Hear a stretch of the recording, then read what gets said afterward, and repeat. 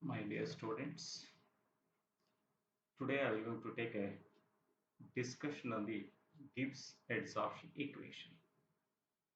In bracket I have mentioned no derivation is required because in your syllabus they are not mentioned the derivation of the Gibbs adsorption equation. So I will going to take a direct equation and will discuss on that equation regarding its applications. So as you know yesterday, that is the previous class, have discussed about the effect of dissolved substances on the surface tension of a liquid or a solvent.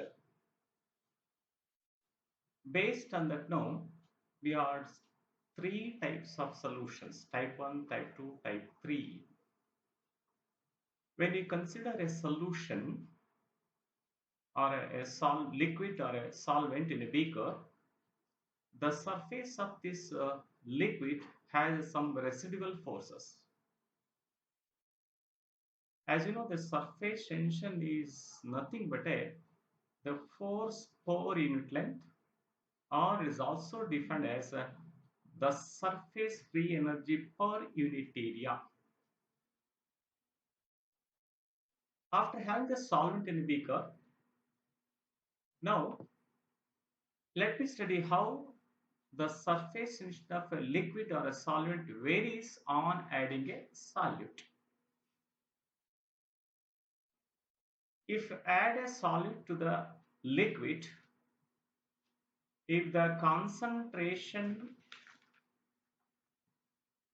of the solute is more on the surface than in the bulk of the solvent, it causes the decrease in the surface tension of the solvent. Here, that refers to positive adsorption. Whereas in case of a negative adsorption, if add a solute to the liquid or a solvent, where the concentration of the solute is more in the bulk of the liquid than at the surface.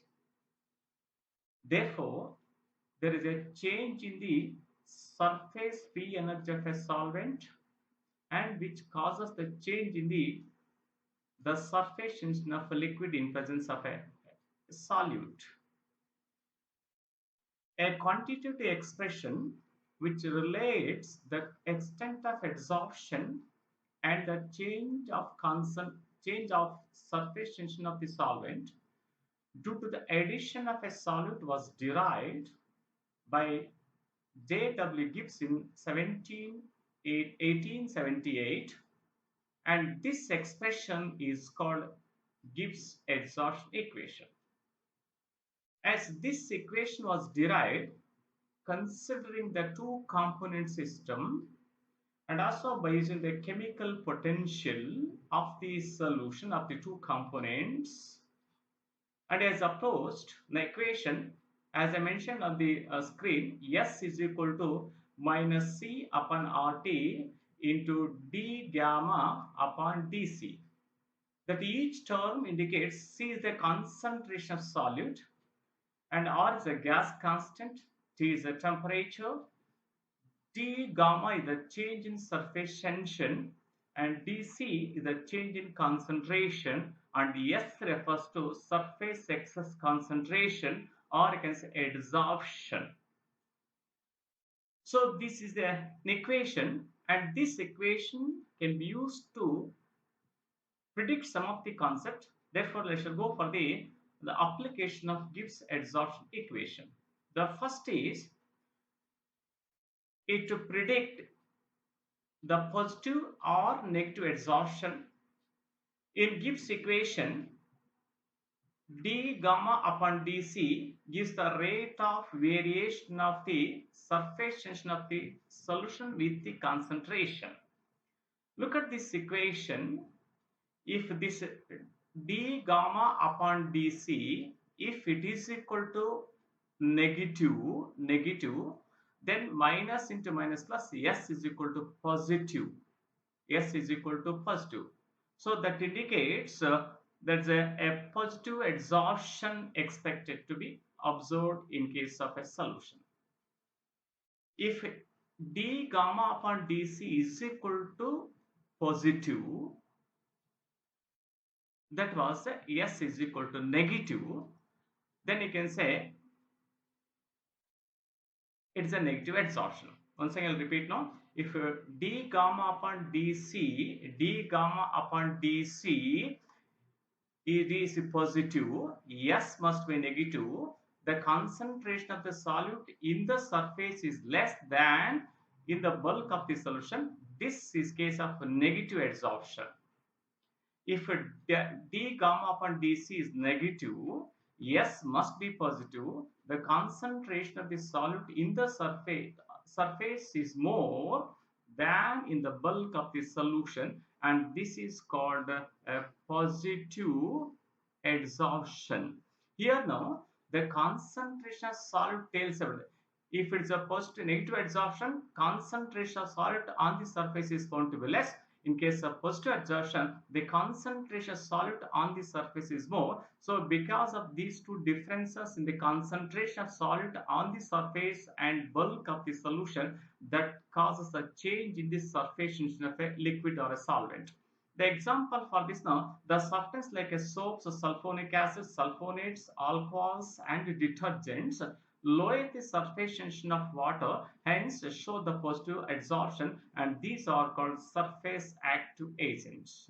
Means we can find out whether the surface active reagents are not. If they are surface active agent, you can see the soap shows the surface effect in the cleaning the cloths.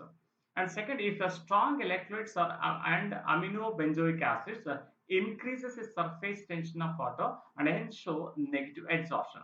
The first application is nothing but in the predicting the positive or negative adsorption with help of the Gibbs equation. Now the second application is in the calculation of excess concentration of a dissolved substance on the surface of liquid. Knowing the concentration C of the solute in the solution and knowing the value of d gamma upon dc, that the rate of variation of the surface tension with concentration at the temperature T, the excess concentration of dissolved substances on the surface of a liquid can be calculated. Now, the third application is in the calculation of adsorption of insoluble gas on the surface of a liquid using the modified equation as shown below. Instead of C, you can make use of P because the gases are there. Now we can consider the vapor pressure, the pressure of the gas, and also dp. Instead of dc you can make a dp, and with help of this equation we can also calculate the adsorption of insoluble gases on the surface of liquid using this equation. So these are the important applications of the Gibbs adsorption equation. So this is all the discussion about the study of Gibbs adsorption equation. Now let us move on to take another important concept that is the adsorption isobars. See, as you know, in case of it, in the study of the absorption, we have the different type of graphs. There is isotherms and isobars. Isotherm means the extent of adsorption of a solute on m grams of solvent is studied keeping temperature constant, varying the pressure, and that is called adsorption isotherm. Iso means same, therm temperature. Keeping temperature constant, if you study the variation of the extent of adsorption with respect to pressure, that is called adsorption isotherm. Now we have one more type of isotherm, that there's a isobar, that is a graph, that is called adsorption isobars. Here now the extent of adsorption, that is x upon m, is studied with respect to temperature, keeping pressure constant, and that is called adsorption isobars. The graphs obtained by plotting adsorption versus temperature, keeping the pressure constant, are called adsorption isobars. Now let us see how this the graph varies in two different types of adsorption. There is a physical and chemical adsorption. Look at these two graphical representation on the screen.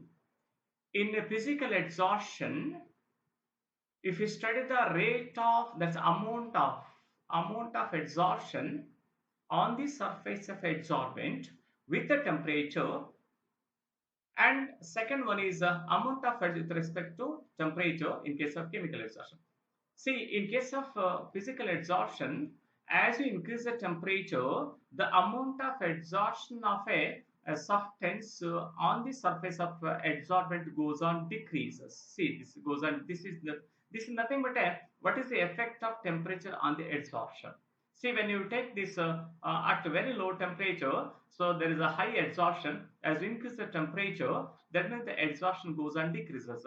As already discussed in case of differences between the physical chemical adsorption. So lower temperature favors the adsorption. See, at lower temperature, high adsorption. As the temperature increases, now the rate of adsorption goes on decreases. That means amount of adsorption on the surface of adsorbent goes on decreases.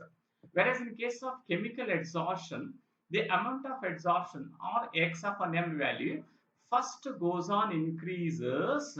It reaches maxima and further increase in temperature goes on decreases. This is a somewhat when you look at these two graphs, the groups are found to be entirely different.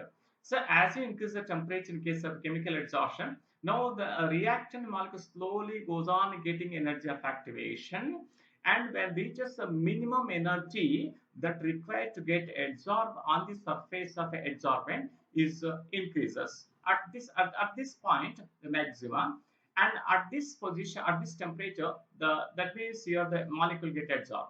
After this temperature, now what happens, that is that energy supplied to this system again is more than what they get adsorbed. Now slowly the molecules from the surface of the adsorbent goes on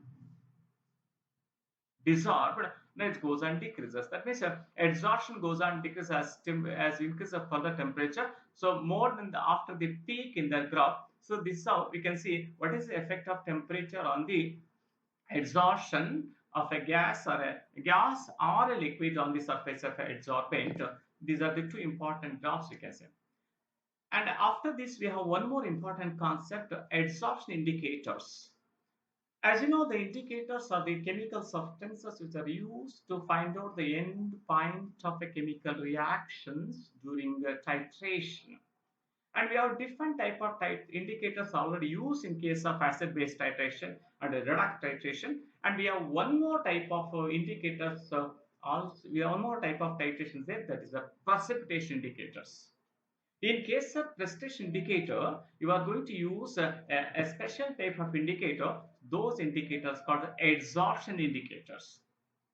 During titration, the indicators are added to the mixture, and when the reaction is completed, when the precipitation is formed, in presence of such type of indicator, the precipitation of the color changes. The color of the precipitation, we can see the end point is reached or not, we can determine. So those are called adsorption indicator. That means the indicator which causes adsorption of precipitate on the surface when it reaches the maximum, that's the end point, that is called the adsorption indicator. Examples: the various dyes which work on the principle of adsorption have been introduced as indicator, particularly in the precipitation. For example, KBr is easily titrated with the AgNO3 using a eosine indicator. Here, this is the nothing but an argentometric titration. So we will get a very accurate endpoint using this adsorption indicator. So we have certain examples on this now. That means the indicators of fluorescing and color changes during the titration, yellow to green color, and the applications are all halides having a pH 7 to 10, and eosine having a pink coloring, and at the end it is a red violet. A sample must not contain Cl minus, pH must be greater than 1. And dimethyl fluorescein, orange to blue, and I minus only, pH is between 4 to 7. So dichlorofluorescein, yellow to green to red, yellow green to red, and Cl minus and Br and pH is between 4 to 7. So it's a very simple elementary idea about the what are adsorption indicator and what are the examples for the adsorption indicator is a more than sufficient to go to attend the examination. Now last part is let's go for the study of the important applications of adsorption. We have a wide applications of the adsorption in different fields. I'll take only few important applications observed. First one is in a gas mask. Gas masks are device containing a suitable adsorbent so that the poisonous gas present in the atmosphere are preferentially and adsorbed than the air for breathing. For a air for breathing is purified. That means here, when a poisonous gas is exposed to warfield, if you wear the mask, so that when you inhale it, no, that gas present, poisonous gas present in the atmospheric air, that can filter all the poisonous gases, which allows only the pure air get into this body. So that is one of the important applications of the adsorption concept. Now the second is the cleaning of sugar things. In case of sugar industry, after crushing this, after crushing and squeezing the juice from the sugar cane, so it has certain color. The color of the solution can be decolorized by adding a activated animal charcoal, which gives all the green color, and thus it is one of the important application in case of cleaning sugar. The third is in paint industry. This is very important.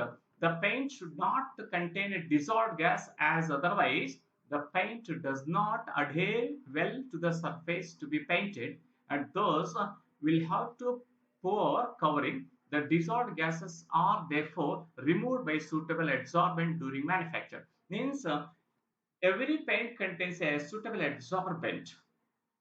When you apply a paint on the wall, if the paint contains a certain gases, and it will not cause the perfect adhering of the paint on the surface. Now if it contains a adsorbent, so which removes the gas from this paint, so it makes the paint to get adsorbed strongly on the surface of a wall. Therefore the adsorbent phenomenon is used in case of paint industry.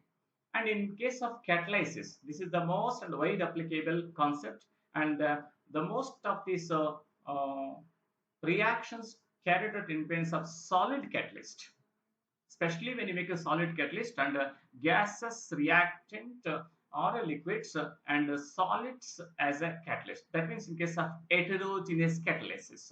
Now, whenever this reaction takes place now, when in presence of a solid catalyst, the adsorption of reactant takes place on the surface of the catalyst, and which causes the reaction to proceed and forms a product upon the surface of the adsorbent. After the formation of a product on the adsorbent, and it causes remove dissolves this product, again the new surface is exposed for the further adsorption. Now the adsorption continues to take place now. Therefore the rate of reaction goes and increases in case of solid catalyst. That is the concentration of reactant increases on the surface, and hence the rate of reaction increases. That means when the surface is free, the reactant molecules adsorb on the surface and more as they collide together. It forms a new product. The product formed is deadsorbed, a new surface is exposed. Like this adsorption, desorption take place. Now you can see the rate of reaction goes and increases in terms of solid catalyst based on the adsorption phenomenon. And next one is in preserving vacuum, especially in case of a purification of a noble gases. We are using the activated charcoal, where we need the complete vacuum, and vacuum can be created inside the suitable system or a glass. You can apply a certain amount of activated animal charcoal, so it absorbs all the gas present in it. Thus the entire this the area become vacuum because of adsorption. And lastly, there is in chromatographic analysis. The selective adsorption of a certain substances from the solution by particular solid adsorbent has helped to develop a technique for the separation of components of mixture. See, this chromatographic analysis is widely applicable in case of research field, where very very minute components of mixture present in it now, and the components of mixture can be separated by using the chromatographic paper, where the paper has adsorbing property, and the components present in that mixture have the different the adsorption power. So we can separate this very very minute quantity of the different components present in the mixture by the method called chromatographic analysis. So this is all regarding the discussion concerned to the important application of adsorption in a different field. So with this concept, I come to the end of the discussion, the study of adsorption chapter. So thank you, one and all.